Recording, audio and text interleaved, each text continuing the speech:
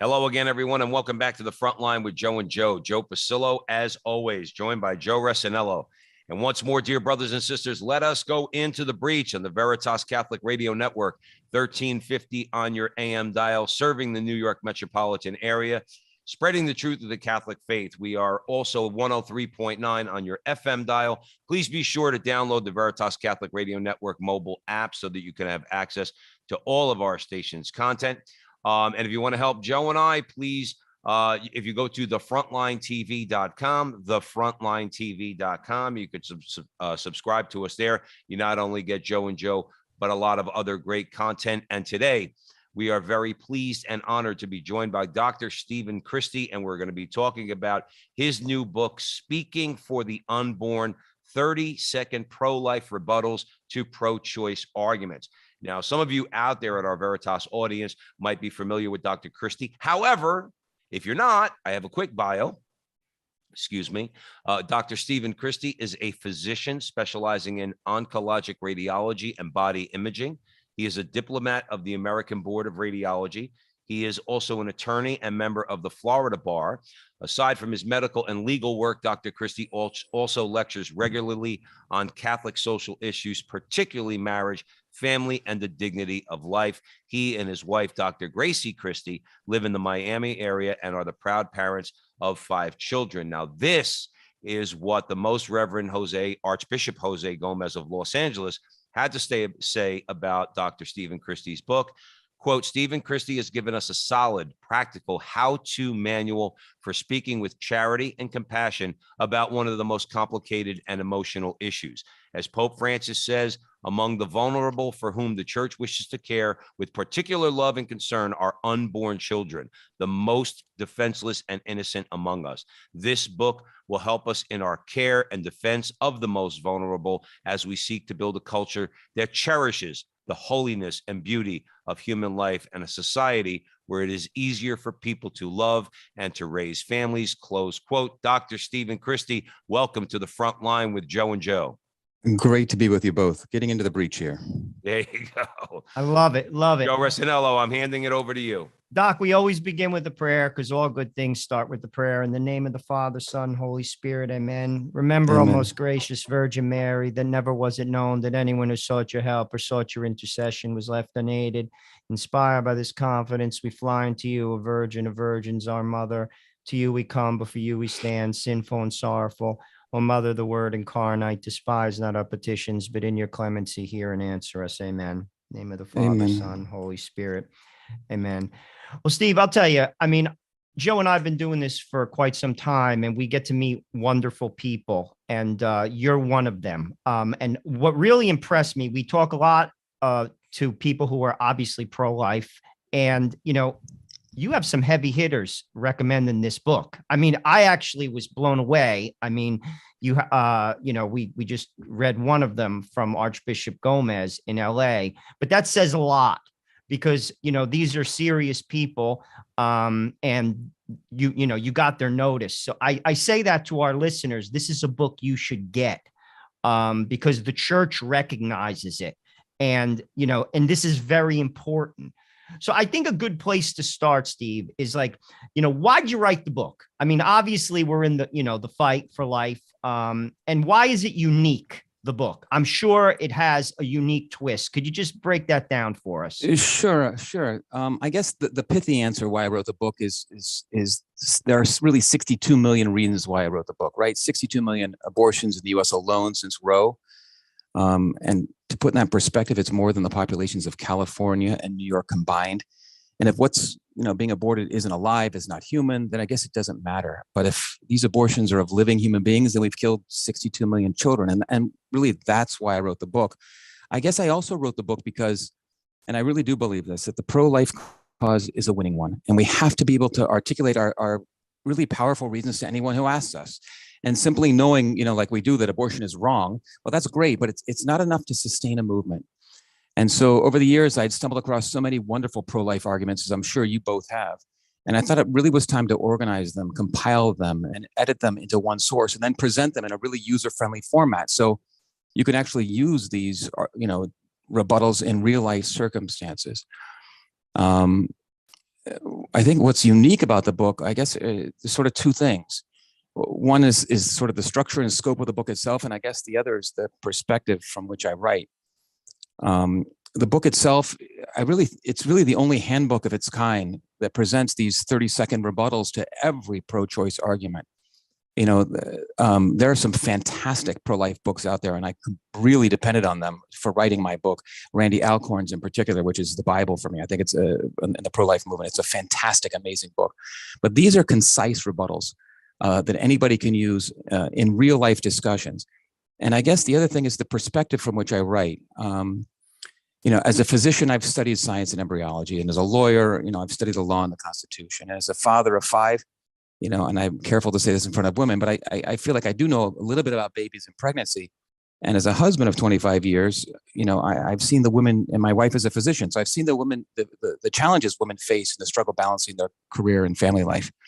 But what I think makes me most qualified to speak on the issue, and what makes me most unique, is the fact that I spent the first 30 years or so of my life as a secular pro-choice liberal. So I know exactly what, why, and how the other side thinks about abortion. And having lived in both the pro-choice and the pro-life worlds, I have a fairly unique vantage point from which to analyze this debate. I like to say when I was pro-choice, I learned the arguments, but when I became pro-life, I learned the truth. And that book is this book is that truth. And as you can see, I talk too much, so I'll be quiet. No, Doctor, No, that's Dr. great. Stephen Christie, this is your platform, brother. I mean, listen, Joe and I, we're a couple of laymen. Our PhDs on the wall are in common sense. And you know, I'm not blowing smoke, but the fact is, you are a doctor, you are a lawyer.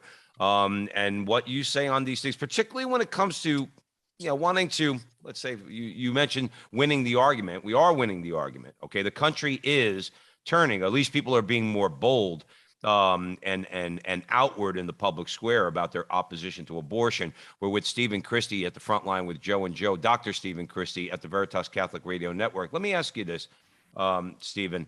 Joe and I say all the time, see, I want to know what your target is, because as someone who knows the law and knows the Constitution, I had this conversation with a pro-life witness down in front of Greater Planned Parenthood of New York. I used to go down there every Saturday before the Frontline with Joe and Joe. Now on Saturday mornings, I'm stuck with this guy, and we're doing interviews.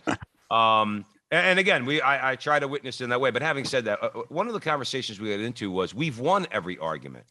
We've won the legal. I mean, the arguments that have been made on every single level, scientific or biological, let's say legal, moral, no matter what argument you take. All right, we've won that argument. They don't have an argument. And I talk about the pro-death side. They don't have an argument. Is your book designed to convert individual people? Is it designed to give us more arguments when it comes to the political arena or the judicial arena? Who is the target for the book? Who are we trying to convince? Sure. So in the book, I have a little section on strategy before you get into the actual arguments. And I point out that most of us are not going to be, you know, Ben Shapiro's out in, you know, giant public arenas duking it out. And very few of us are going to be legislators, you know, changing the laws or appellate justice, you know, appellate lawyers in courtrooms fighting for this cause. But you know, each of us has a critical role to play. And our jobs, and this is what I say in the book, is to open the hearts and minds of the people we encounter in the ordinary course of our everyday lives with our families and our friends and our coworkers. It's really one heart at a time. Forgive my cough here. I think, as you said, we've won the arguments, but we're not articulating them well to people. So you might know the arguments, and because I put this book together, I now know the arguments. But when you're actually confronted with some of the standard cliches that are thrown at you, I've learned that, you know, most people really can't articulate the pro-life position. They say, gosh, abortion is wrong. But we have to actually be able to refute all of the arguments. You know, the pro-choice movement, you know, survives on cliches and rhetorical deception and personal attacks. But if we're not ready to rebut those three things, we're not doing our cause a great service here. So yes, we have won them, but if we don't articulate these winning points, we're not doing our job. I like the fact that Dr. Stephen Christie, who's joining us at the front line, said, you know, we have to do this one heart at a time. You know, I'm one of those people, you know, I got my head in the clouds, Doc, you know what I mean? Like, I think I'm going to change the world with Joe Rossinello. We're going to do, you know what? we might be dead before abortion's dead in this country. You know, it might be 30, 40 years more before this country finally wakes up, as it did with it had to with slavery, before it wakes up and finally abolishes abortion. But I love what you said. One heart at a time. Your book, all right, is going to go a long way into helping us, particularly as Catholics, to do that. So with that, I'm going to hand it back over to Joe. Steve, before we get into some of those arguments, because I think it's important to talk about them, I want to touch on something that you said. You were once pro-choice. What changed your mind? I mean, clearly you're a man of science. And science, I think this is one of the reasons why we're winning the debate now. I mean, I have 5 kids too. I've had the sonograms done. You look at the baby. I mean, like, you don't have to go to med school to know that it's a kid. So, I mean, like, but you changed. What was the reason? Like, what was the point that made you all of a sudden the switch flip? Sure. So I grew up in a secular, progressive household. I grew up an atheist. I went to a very pricey, progressive high school, very fancy, where it was understood that if you were educated, if you were sophisticated, if you were a thinker, you were obviously pro-choice. We'd actually never thought about why, but it was obvious you were pro-choice. And conversely, pro-lifers like you, Joe, were clearly uneducated. You were non-thinking. You were backwards, and you were probably an intolerant Jesus freak. And even when I got to medical school, which was after law school for me, if you'd asked me why I was pro-choice, I couldn't have been able to tell you anything. I might have thrown out a cliche, you know, oh, my body, my choice, or I might have given you a personal attack and called you a misogynist, but I couldn't articulate why I was pro-choice, which says a lot about the movement, right? And what changed me, in a word, I guess, is truth. So in medical school, as you said, you actually study science and the facts about science. You study what is life and embryology, and then you actually see physically in your hands embryos and fetuses. And, you know, as Shakespeare says, the truth will out. And, you know, medical school, you learn there's actually a definition of life. Look at that, a definition of life, and that it's not a matter of philosophy. It's not a matter of religion. It's not a matter of politics. What is alive is a purely scientific question that science has fully answered. And it's spelled out in every embryology book, every biology textbook used in every medical school the world over. And for me, I'm sorry, I have to cough. I apologize. No. And for me, it was actually it's kind of strange, but there was actually a precise moment that changed me. Interestingly, I also converted, and I don't usually, by the way, in my pro-life work, I don't mix religion and pro-life, which is another topic we can talk about. But there was a parallel track of me converting slowly to Catholicism as well. But this moment where I was changed from pro-choice to pro-life, I was in the anatomy labs, and I met my wife in medical school at the time. We were both taking this anatomy class, and there was an anteroom off of the anatomy lab that nobody goes into. It had extra chairs thrown on the floor, you know, a little storage area covered in dust, and there was a cabinet in that room. And I walked over to the cabinet, which is sort of turned backwards, and I look on the shelves, and there are these jars with formaldehyde in them and fetuses in various stages of development and embryos. And clearly this cabinet had not been seen in years. It was disheveled, covered in dust. The lights were burnt out in this display cabinet. And I kept staring at them, and I began feeling horrified that these babies were being displayed so irreverently, forgotten for so many years in this dust-covered cabinet. So the next day I sort of hunted down the embryology professor, who was a great teacher. And I confessed to her, I privately said to her, you know, how deeply affected I was by this irreverence with which these babies were being treated. And I used the word babies when I was talking to her. And she immediately grew agitated and angry and literally yelled at me. She said, "They are not babies. They were never babies. They were never alive. They're nothing more than fetuses." I mean, she's yelling at me. And again, you know, Shakespeare shot into my head from Hamlet, you know, "The lady doth protest too much." And that was it for me. That moment, I knew the truth. And interestingly, I knew she knew the truth as well. And that was the big shift in my life. And then I, you know, continued through medical school. I actually initially trained as an OBGYN before switching to my current career, where women will miscarry, and you hold in your hand a dying embryo and a dying fetus, and the truth in your hands you can't ever ignore. Dr. Stephen Christie is joining us here at the Frontline with Joe and Joe on the Veritas Catholic Radio Network. And we are discussing his new book, Speaking for the Unborn, 30-second pro-life rebuttals to pro-choice arguments. You know what struck me, Stephen, in the story you just told is the anger on the other side. Okay, see, we've all been to pro-life witnesses, prayerful, praying the rosary, try with the the workers there, the trying to talk to counselors, the sidewalk counselors.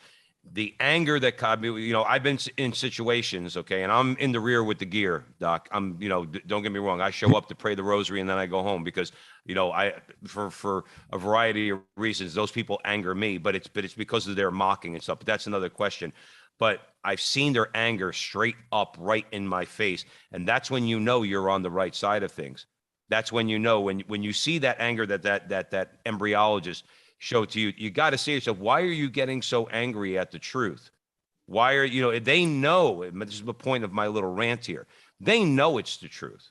That's my argument. Maybe not every individual person. I'm not being judgmental of every individual person. I'm not talking about the people many times, not all the time, but many times the women who are going in for the abortion. They've been lied to. I'm talking about the people who fight the legal fight and the political fight on this. They know that they're full of what, and all of their arguments fail, and that's when they resort to the anger. Would you agree? Absolutely. We're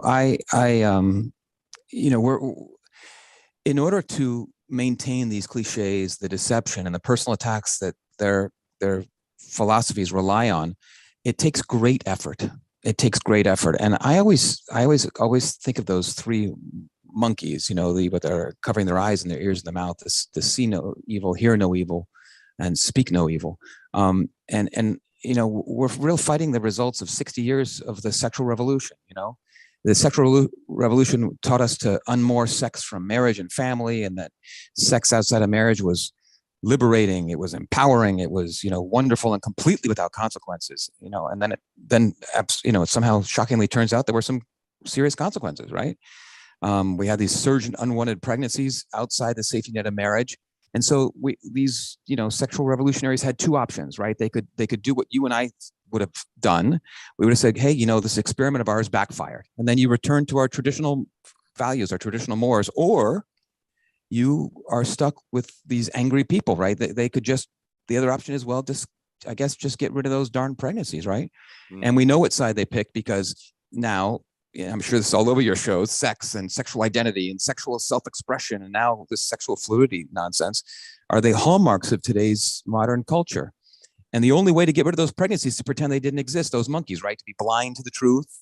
So these are just, you don't see these truths that are in front of your eyes. To be deaf to the truth, when you hear the heartbeat of the baby now, the New York Times calls them embryonic pulsations, and you never ever speak the truth. It's always rhetorical deceptions. It's the clumps of cells. It's women. It's clinicians at Planned Parenthood saying, we can make you become unpregnant. Unpregnant, like that. Yeah. Like that means something. Or we can restore your period, right? Yeah. And listen, the bizarro world that we live in right now, Dr. Stephen Christie, is like what you're really kind of like just you have to hit your forehead and just say, what the heck is going on? I do want to say one thing though before I hand it back to Joe Resinello, Dr. Stephen Christie, is that those people that you always hear on all these issues, whether it's abortion, transgenderism, gay marriage, why can't you just be happy for people? That comes out of the mouth of the most angry people you've ever met in your life. Absolutely. I'm very happy. You're the one that's all grumpy and angry. Anyway, I want to hand it over to Joe. Well, I want to also continue on this because I think it's important. You talked about that encounter at med school. Now you're dealing with incredibly intelligent people. I'm sure that professor was very smart, but yet she wouldn't connect the dots. I mean, it's 2 + 2 is 4. I mean, I want to first say it takes a lot of humility to do what you did.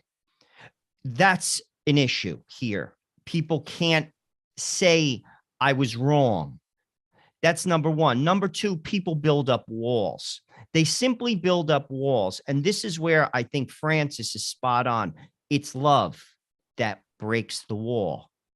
You see, love, we have to love them. That's how it works. Talk about that. And then I want to get into your most convincing pro-life argument. Sure. The classic Catholic, definition of love, willing the good of the other for their sake. When we talk about in the book, we talk about the strategies, the where we speak, and we talked about that, in the ordinary course of our daily lives, and how we speak. So again, if we're talking about love, the other side is angry, but we're trying to win hearts, and we can only do that. We can't do that with a stick in the eye. I get angry all the time, but our goal is not to stick somebody in the eye. It's to win their hearts. So we have to speak charitably. We have to speak intelligently. We have to speak compassionately, and we have to be mindful that a lot of times with women that we're speaking with, the number that's thrown out, and it probably is fairly accurate, is 25% of women in this country have already had an abortion, and those women, suffer, and we have to be compassionate with them. And yelling baby killer, as some people do to them, is cruel and unchristian, but it defeats our purpose. It defeats our purpose. We're here to win hearts. And, Lord knows I've made a lot of really bad mistakes in my life. You said it takes a lot of humility. In my case, it's fairly easy because I'm wrong all the time. And the older I get, the more often I realize I'm wrong. That means you're holy, Stephen. Well, that means you're holy. I'm working at it. And I have a good wife to keep me in line, thank God. But when somebody's, been standing their ground and dug in on the pro-choice side for years and years, it's very hard to all of a sudden, realize that you're wrong and lower your defenses and admit it. And that's why I always say there's, when we're talking with somebody, the goal, for instance, I came from a secular atheist family, and I'm very close with everybody in my family, with my parents who are not pro-life. And when I'm talking with my best friends or my family, the words I'm always hoping to hear during a discussion are not, "Oh, wow, that's a great argument. I'm now suddenly pro-life. It's unrealistic. That'd be great, but that's unrealistic." But the words I'm always hoping to hear go something like this: "Hey, Steve, that's interesting. I'd never really thought about it that way before."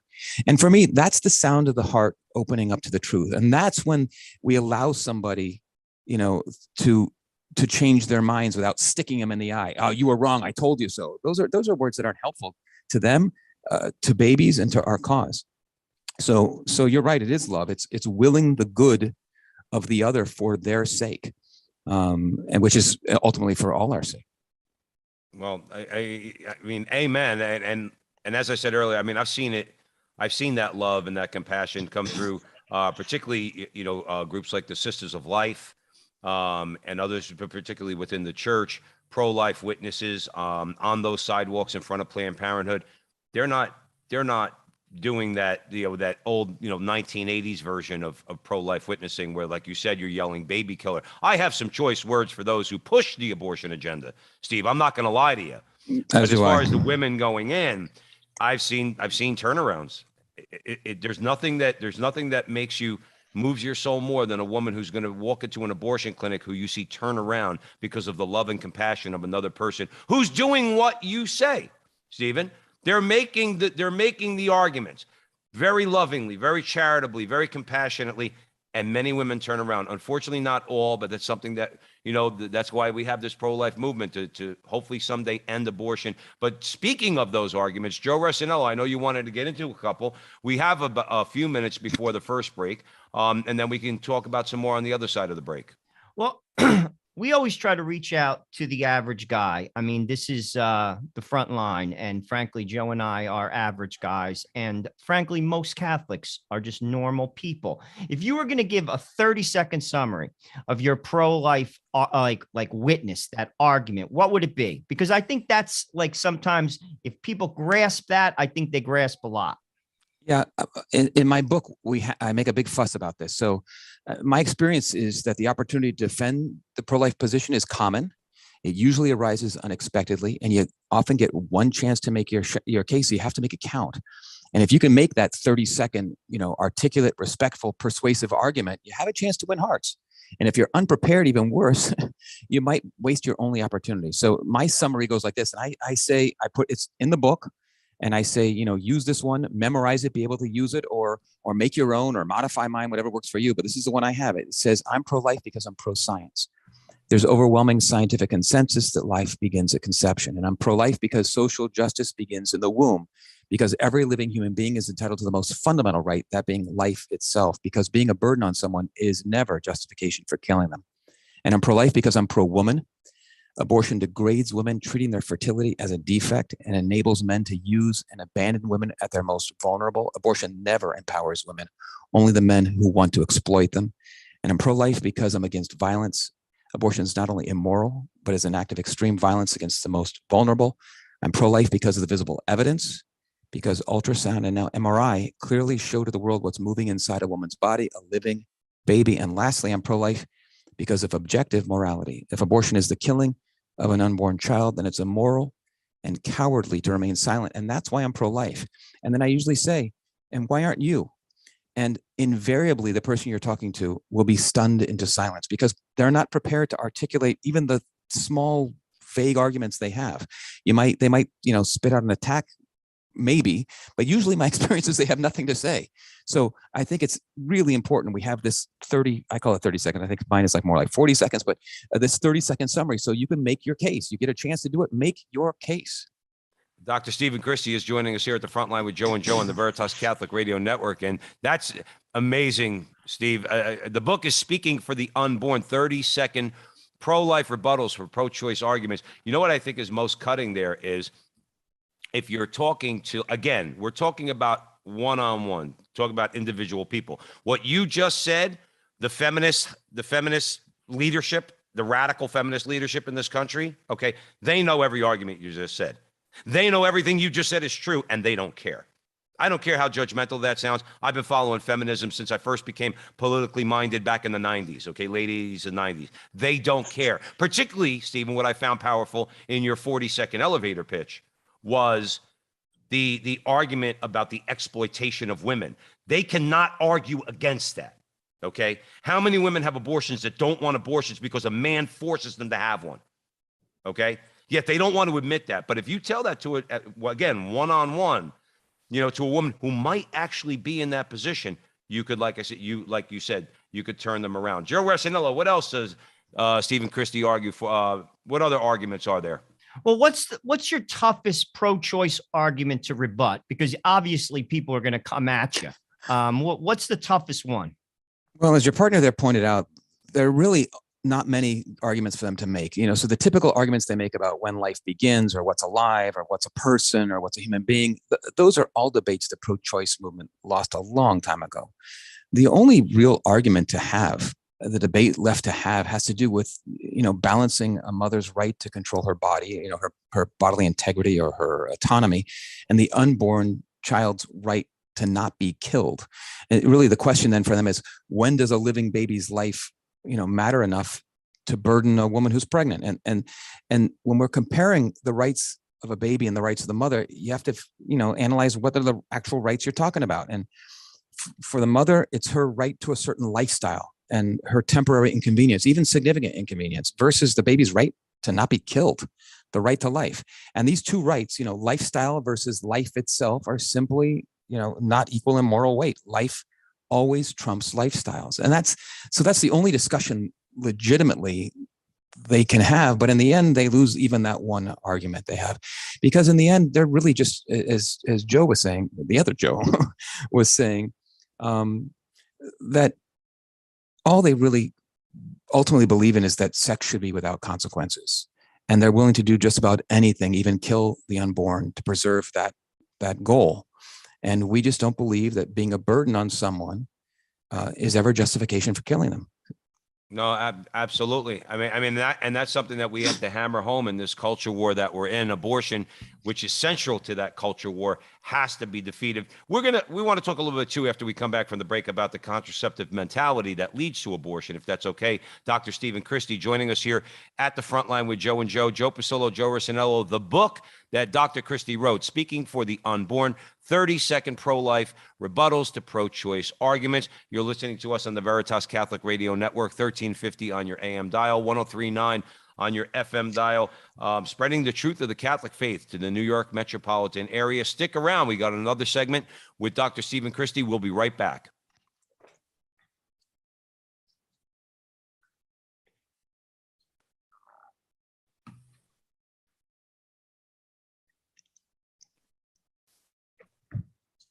Welcome back, everyone, to the Frontline with Joe and Joe, Joe Pasillo and Joe Resinello, way in the breach On the Veritas Catholic Radio Network, we are having a great conversation with Dr. Stephen Christie, and we're talking about his new book, Speaking for the Unborn, 30-second pro-life rebuttals to pro-choice arguments. Joe Rossinello, where are we headed? Well, on the other side of the break, we talked about how sex plays a part in this, dilemma that we're in, that we see in America. I've always said this, the abortion argument has to do with sex. And you said this rightly, Steve, in my view. People want to have sex without consequences. It's about pleasure. And you will not take away my pleasure. You see, science, as you said, abortion is being pro-life is pro-science. I love that. And I'm going to use it. They can't talk the science anymore because the science shows that it's life. It's obviously a life. They don't even go there anymore. It's basically, I want to have sex and have no accountability. And as we all know, I have 5 kids. When you have sex, there's a shot at having a kid. It's the way it works. People knew that when they lived in caves.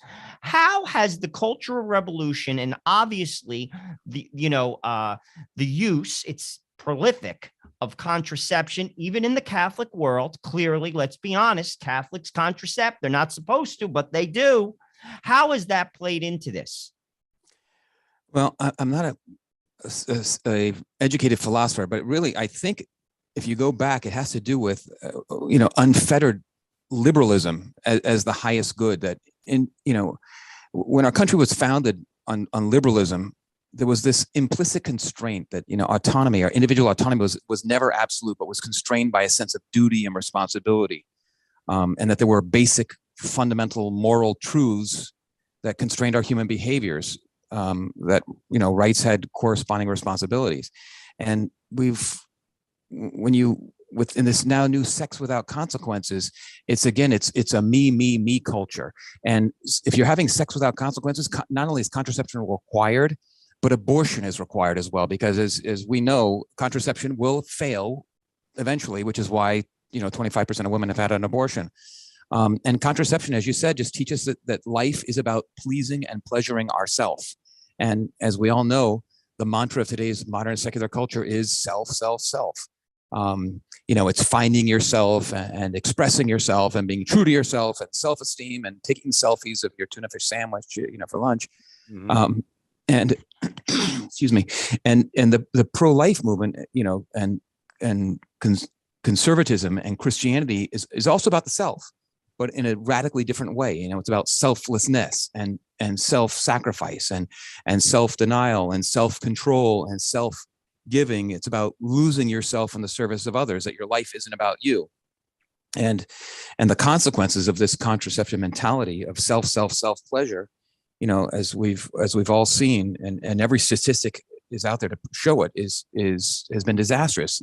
The degrading of women, the infantilizing of men, the destruction of marriage as the foundation and bedrock of family and society, the loss of stable families, the crisis of absent fathers, suicide rates increasing, addiction rates, drug use rates, infertility, sexually transmitted. There's a million ways we can identify it, and they're all disastrous.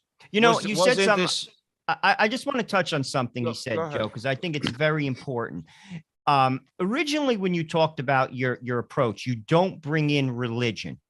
And I think that's smart. I actually knew a Jesuit who used to argue very effectively about the existence of God without using the word God. He also had a physics background. He would talk about basically how things basically start. They have to have some type of foundational spark. Very effective. And I think that's very smart on your part. But you talked about something that is absolutely a foundational brick of Catholicism and following Jesus Christ is selflessness. Willingly die to self. And you see, this is the missing link in the argument. If I don't believe in God, I am not going to live that way. I look at myself. There is no way, Steve, I'm telling you this right now, that I would live in a cape and have 5 kids if I wasn't Catholic and believed in Christ. I would live in a fancy house and have fancy cars if I'd have 2 kids, maybe. It changes my perspective of life and how I live and my goals. And this is what's not there. And that's why the two sides don't understand each other, because Christ animates our life. He gives us meaning, and he frankly helps us to live in the manner that you said. I'd like you to talk about that, because as you were saying that, you didn't mention the word God or being Catholic, but I can clearly tell that you are. Yeah, so I'm a crazy Catholic. I'm crazy. Join the club, Dr. Stephen Christie. Join the club. Yeah, I go to daily mass. I do a daily rosary. I play the Angelus every day. Yeah, I'm a wacky Catholic. It's the best thing that ever happened to me in my life, and it is who I am and transforms everything that I do. And when modern society has thrown away religion, it's thrown away all the good that religion has done. And religion is what forms society. And when you throw away that, I always say to my atheist friends and family, I say, you all should be preserving religion as fiercely as I do. Even if you don't believe it's true, it's the source of all goodness in our society. And if you throw away religion, all that goodness is going to go away. And they can rely on government institutions to do some of these things. But, when the Catholic Church, feeds 7 million people today, United Way might do some great things, but they're not going to feed 7 million people today. So if you want 7 million people fed, you better support the church, even if you're a rabid atheist. With respect to the pro-life movement, I say, if you're speaking with a religious person, and there's plenty of religious people who I've come across that are pro-choice, sadly, have those religious discussions. And the Catholic position is very, very clear on that subject, and for wacky Catholics, and I've been taught, before you do anything in the apostolic, world and pray, make sacrifices, like, we don't eat meat on Fridays, make sacrifices. And then the third thing is take action. And I found for my Catholic friends in the Catholic world, that's my approach. There's a dear friend of mine who's a priest. He says, he sort of says it tongue in cheek, but he says, your efforts are 50% prayer, 35% sacrifice for somebody. Don't put sugar in your coffee today, and offer it up for that person you're trying to convert. And then 15% go out and do the action itself, and of course, me, like a lot of people, we want to run out and do the action without the other things first. So we should arm ourselves first. But that's if you're dealing with religious people. But the fact is, the vast overwhelming majority of abortion advocates are secular liberals who think that the religious are unsophisticated, unthinking, and brainwashed, and backward, and intolerant. And if you're debating a non-religious person, which is almost all the people you're debating, and you've made 10 really compelling arguments for protecting the unborn, but then you happen to throw in the word God or sanctity of life or sin or the Bible, well, you'll see the face of the person you're talking with dramatically and instantaneously change. And you can read their mind. And they're saying this to themselves. They're saying, so sorry. I hadn't realized you're a freak. Have a nice day. And then every rational, non-religious argument you made just goes out the window.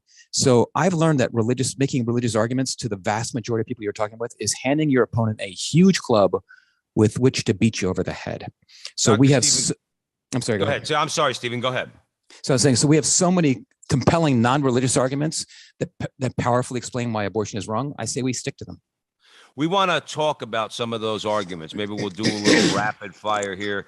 Dr. Stephen Christie joining us here at the Frontline with Joe and Joe. Joe Pasillo, Joe Resinello on the Veritas Catholic Radio Network. Speaking for the Unborn is the book that Dr. Stephen Christie wrote, 30-second pro-life rebuttals to pro-choice arguments. Before we move on, Dr. Stephen Christie, where could folks buy the book?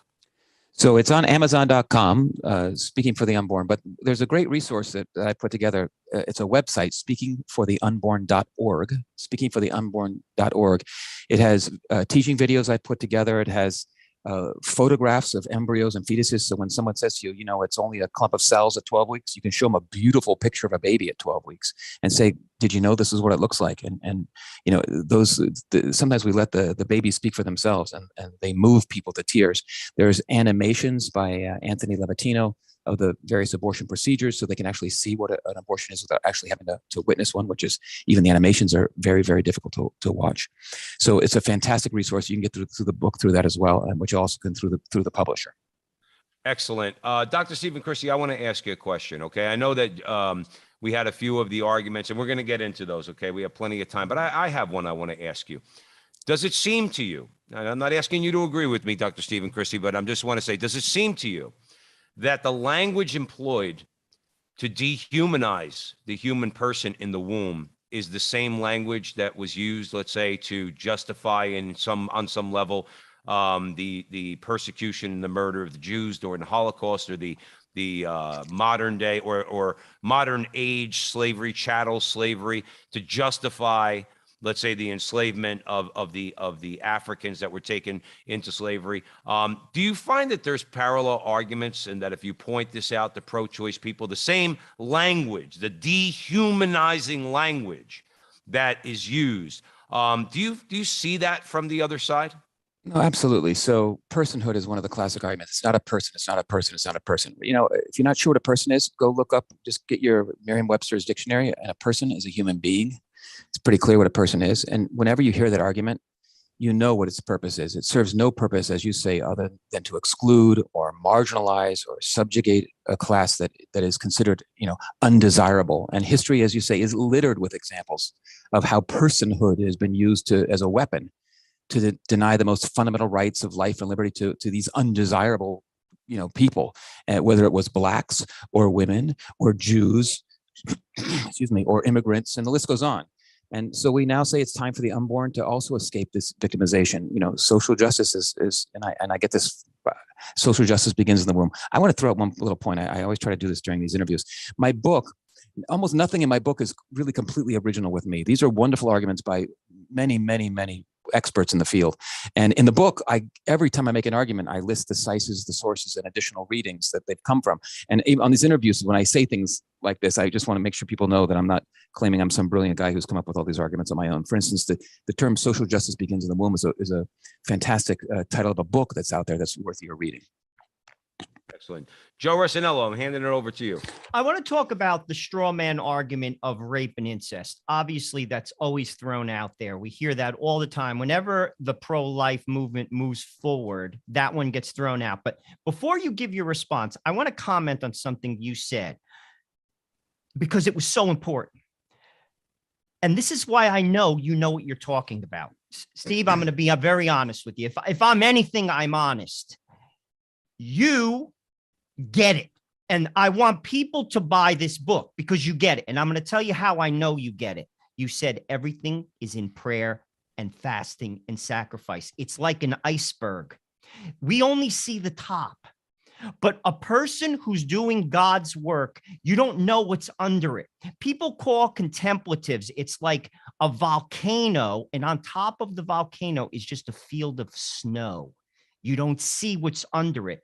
That's how I know what you're talking about. I'm going to be honest with you. And that's why people should buy this book. That's the secret. And that's what I told Joe Pasillo when we started the show. We have to get holy. We have to pray. And the holier we get, the better the show will be. And that's how I know you know what you're talking about, because you nailed it. You nailed it. Now tell us how we respond to people when they say it's a rape and incest thing. Isn't abortion justified? Well, this is a really, really common argument. And the first thing I would just say as a caveat is this is a very sensitive topic. It's usually thrown up by people who are trying to stick it to you. But sometimes you're going to be, confronted by somebody who was raped. And so certainly, we have all these snarky replies that we can do, but always be sensitive and compassionate and kind, especially with this argument. So what I usually say is there's a couple options that you can say. But the first I say is, the extremely rare case of rape and incest, which is about 0.5% of abortion cases, is amongst the most common arguments made. And it's an attempt to take the exceptional case and somehow say it applies to all cases, which is faulty logic, because we don't make laws based on the exceptional case. And I tell people, if your argument against abortion for abortion is rape and incest, which accounts for less than 0.5% of all abortions, then can I assume that you're willing to join me in opposing the other 99.5% of cases? I say, wow, we share common ground. We're both pro-life, and over 95% of abortions, and that usually stops them and makes them think in their tracks about. Those are for the people who are, really using it as a way to stick it to you. The real answer is. I apologize.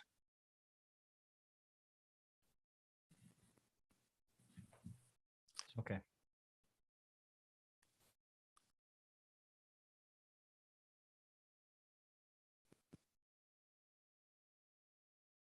So the real answer is we say that the violence of abortion is no solution for the violence of rape.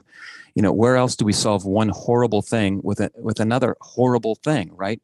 And a child is a child regardless of the circumstances of its conception. The calculus is simple. If it's not a human life, you can do whatever you want with it. But if it's a human life, you can't do anything to it, because solutions based on the killing of innocent human beings are never okay. And that's the real answer to the question. That's the compassionate answer. Interestingly, and I get a lot of people yelling at me, and you guys feel free to be in that crowd. I'm a guy who believes in incrementalism. So there's a lot of people who are like, no abortion, no abortion, no abortion, or I won't have the discussion. Well, for me, if I can get it down to 12 weeks, that's a great start. And if I can get it down to, then I'll go for 8 weeks, and then I'll go for 6 weeks, and then I'll go for 4 weeks to try to slowly get to where I want to be. And if I had to allow an exception for rape and incest to win my battle right now, depending how it's structured, so that you don't have to just say, oh yeah, I was raped and I can get an abortion wherever I want. That's something I would consider as a path on the way to zero abortion. But again, it's an issue that is used for manipulation, but it's also women raised by issues by women who have been raped. So we have to be very cautious and compassionate when we discuss this. No, absolutely. Dr. Stephen Christie joining us at the front line with Joe and Joe. Look, Doc, we're all abortion abolitionists, every one of us. Mm-hmm. But when you're getting nothing for however many decades, politically, judicially, we get, as pro-life people, no babies are being saved. No states could pass a law that restricts abortion. You know what I mean? Let's say up until recently. Then, again, on one level, I'm not an incrementalist. In other words, I want abortion to be abolished. On the other level, I am, because I say, well, we got to be realistic. We have to not take what we can get. I don't want to make it seem like that. But we it's like a football game. You don't score the touchdown just on one play. Maybe sometimes you do, but you get first downs. In baseball, you just get base hits. Texas law, Mississippi law, challenging Roe versus Wade. We have to look at it and keep it all in perspective. Nobody wants abortion abolished in America more than the three guys talking to the Veritas Catholic Network radio audience right now. But we have to save lives in the process, and we can absolutely. do that. Absolutely. And I will say, let's get into some of your the legal aspect of this. Okay, until we have a Supreme Court that's got the stones to say that all human beings have a right to life, ergo that abortion is abolished in America, which I don't see on the horizon. Let's be again realistic. All right. Until we have that, abortion is not going to be abolished like that. There is a common argument that says you cannot impose your beliefs on others. Now, I want to make an argument to you, Dr. Stephen Christie, and I want to ask you where I'm wrong. Okay, I'll make it very, very brief. Okay, all law is an imposition from one group on another, and those laws that that same group does not or may not agree with is going to restrain their behavior in some way. Okay, therefore, if you make that argument, you don't believe in the law. What's wrong with my argument? Well, first of all, you're right. We're always imposing. Usually the argument is made that we should never impose our morality. I get that all the time. Who am I to impose my morality on somebody else? And you're right. With critical moral issues like rape and child abuse and murder and theft, we're always imposing our moral code to best guide their actions. And so it's our job to say that just like rape and child molestation and theft and abuse and murder, these are unconscionable acts that we will not only will we impose our morality on you, we'll throw you in jail if you commit them. And we have to include in that list abortion. So we have to say, yes, we're going to impose our views on you. We're going to oppose that morality because it's unconscionable otherwise to allow that to continue. And then you get that same argument with these so-called pro life politicians that say, who am I to, I'm pro-life, but who am I to impose my views? And again, we're talking about views that should be morally repugnant to every human being, and the classic argument people say all the time is, again, this is not original with me, but he says, can you imagine someone saying, I'm personally, I'm anti-slavery. I am. I would never have a slave, but if you want a slave or two, that's your own business. I would never impose my views on you, and when I'm feeling snarky and I'm always tempted to say, oh, by the way, I'm personally against wife beating, but if it's that's your cup of tea. But yeah, we're always imposing our views, and this is our views that need to be imposed because the opposing view is repugnant It's not a matter That's of right. deciding. It's not a, you know, do you like vanilla ice cream or chocolate ice cream? It's not, those are not a subject to it. Those are subject to opinions. This is not. You know, child abuse, murder, rape are unacceptable. This is also unacceptable. Dismembering a living human baby is unacceptable. It's repugnant, morally wrong. Period. Dr. Stephen Christie, that's a phenomenal answer. We're at the front line with Joe and Joe Pasillo and Joe Rossinello. Excuse me. And we have Dr. Stephen Christie talking about his new book, Speaking for the Unborn, 30-second pro-life rebuttals to pro-choice arguments. Joe R., what's happening? I want to talk a little bit and shift gears because I think it's important. Dobbs versus Jackson potentially can overturn Roe. And then obviously the fight continues because it's going to go to the states. You just saw in New Jersey, they just passed a law basically cementing abortion into, the state, irregardless of Roe. California's talking about being a sanctuary state for abortion. So the fight goes on, obviously, at the states where it began. But what I want to talk about is this. Having children costs money. Let's be honest. And our culture, especially Americanism, is geared towards 2 kids. It's just geared towards that. That's the way people think. I mean, being Catholic, we have to be open to life. And if you're open to life, you're going to have kids. I mean, it's just the way the math works. How can we encourage our society and culture to be for big families? I mean, Steve, you got 5 kids. You know what that's about. I mean, the sacrifices, it's no lie.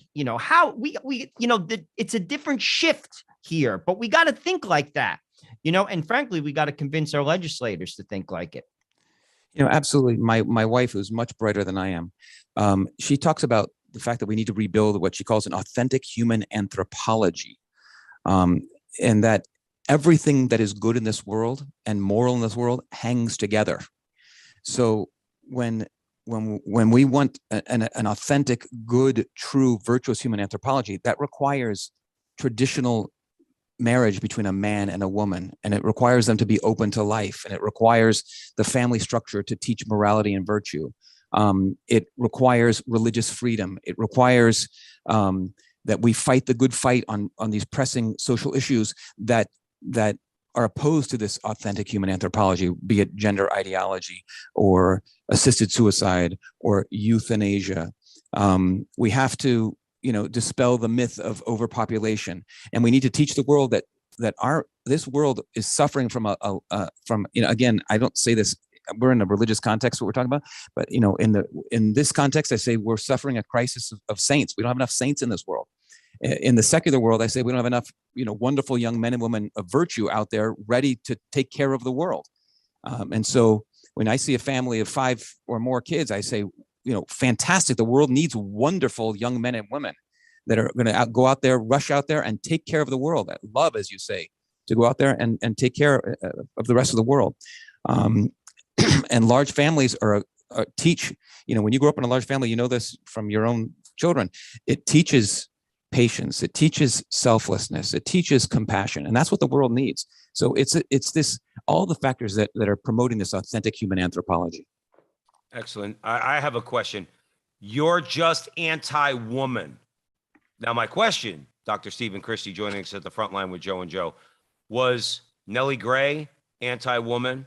Phyllis Schlafly, any of the women giants of the pro-life movement? It bothers me beyond belief when feminists say that, because then they suggest that people like Dr. Gracie and Joe's wife and my wife, who are sisters, like somehow they're not authentic women because they're pro-life. So that bothers me on that level. But what's your argument about you're just anti-woman?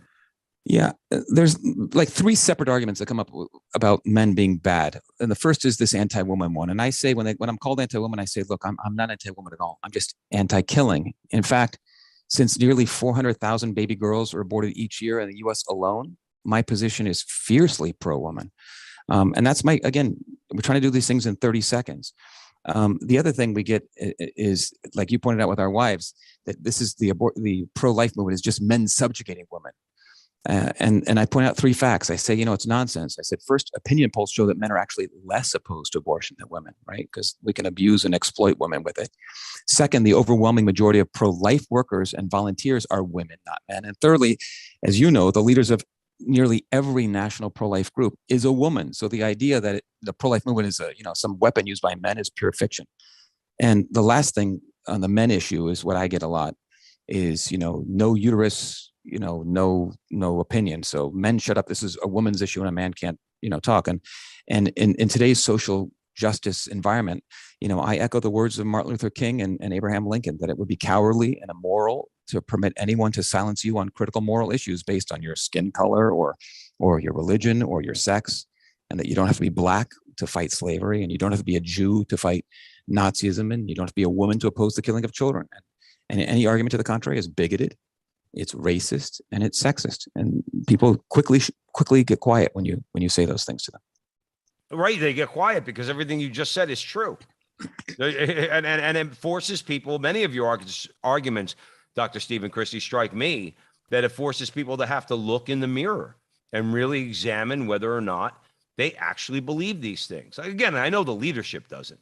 But I'm talking about the rank and file, average woman who's imbibed this garbage, okay, and believe it. It forces them to have to question their beliefs, and that's a good thing. Plants the seed with them. Put this, what you're saying, your 30-second arguments, plants a seed, and God willing, one heart at a time, as we said earlier, is going to be transformed. Joe Resinello, we probably have about a minute and a half. Let's get one more in before we have to say goodbye to Dr. Christie. Well, you mentioned Dr. Martin Luther King, and he was a man of God, and clearly he would not be for the killing of Black children. And abortion, this is something that's never talked about. Abortion exponentially affects the Black population in America. In fact, most Planned Parenthood clinics are in walking distance from minority neighborhoods. Please talk about that, because no one does. And they talk about social justice. That doesn't sound like social justice to me. Doc, we have about 1 minute left, just to give you a heads up. Yeah. So Planned Parenthood, as we know, was founded by Margaret Sanger, who wanted to eliminate what she called indiscriminate breeding by minorities, who she called human weeds.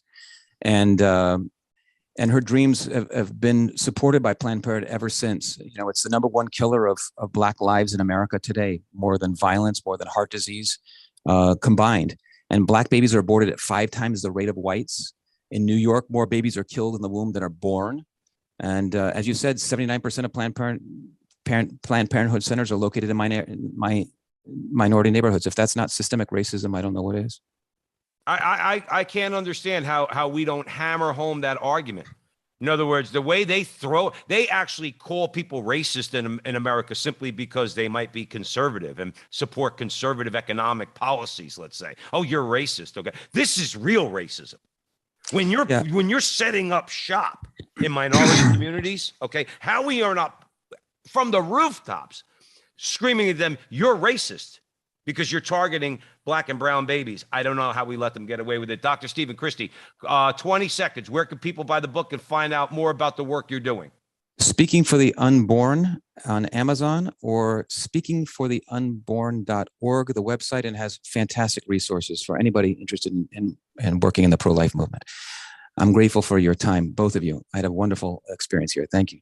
Dr. Stephen Christie, we want to thank you for joining us at the Frontline with Joe and Joe. And thank you all out there at the Veritas Catholic Radio Network, 1350 on your AM dial, 103.9 on your FM dial, spreading the truth of the Catholic faith to the New York metropolitan area. Please be sure to download the Veritas Catholic Radio Network mobile app so that you can have access to all of our station's content. And if you don't mind, help Joe and I out on social media. Join our website, thefrontlinetv.com, thefrontlinetv.com. We'd really appreciate your support. And remember, until the next time, that our conversation is your conversation, and that conversation is going on everywhere.